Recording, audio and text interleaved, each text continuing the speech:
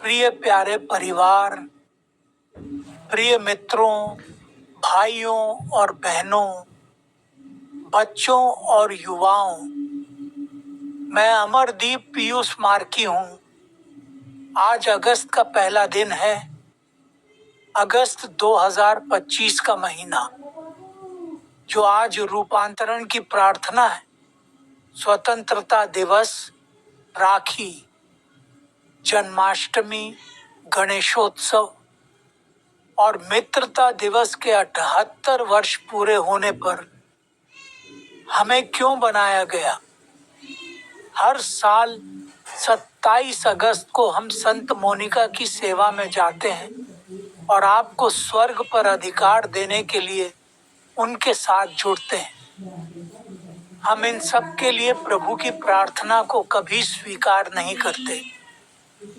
श्रावण मास की अमावस्या के दिन जो कुछ भी किया जाता है, हर साल 27 अगस्त को हम संत मोनिका के लिए प्रार्थना सभा में जाते हैं और आपको स्वर्ग पर अधिकार देने के लिए हमारे साथ जुड़ते हैं।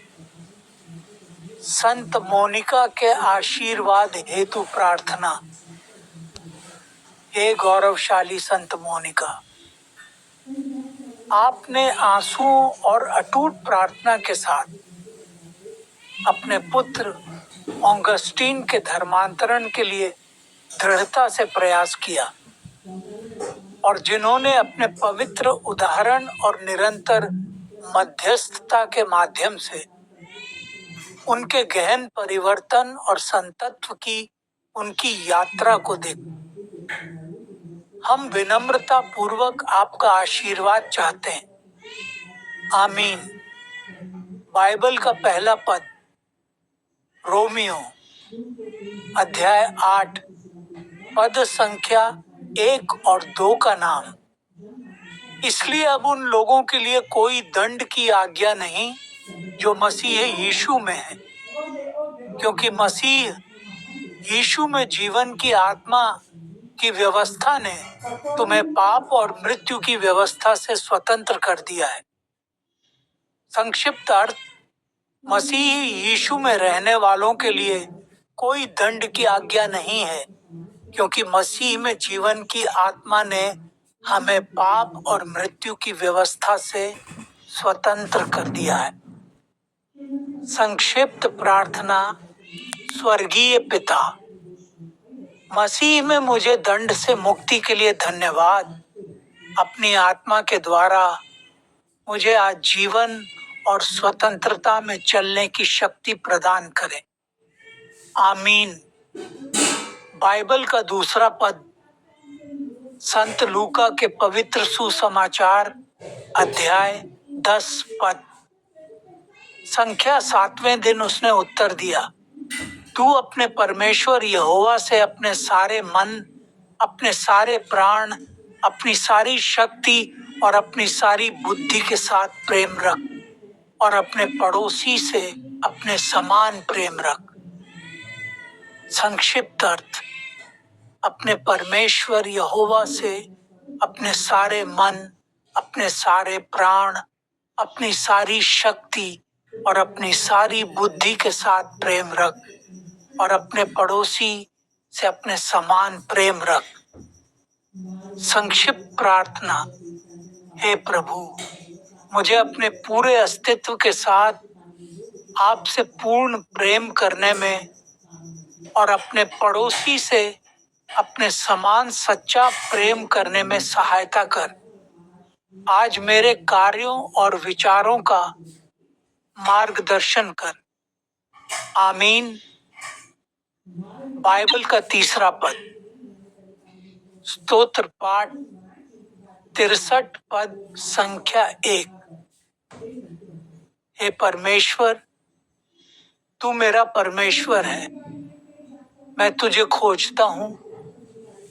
मेरा प्राण तेरा प्यासा है और मेरा शरीर तेरा अभिलाषी है, एक सूखी और उजाड़ भूमि में जहाँ जल नहीं है। संक्षिप्त अर्थ, मेरी आत्मा ईश्वर के लिए तीव्र प्यासी और तड़प रही है, मानो जल विहीन, सूखी और थकी हुई धरती पर। संक्षिप्त प्रार्थना।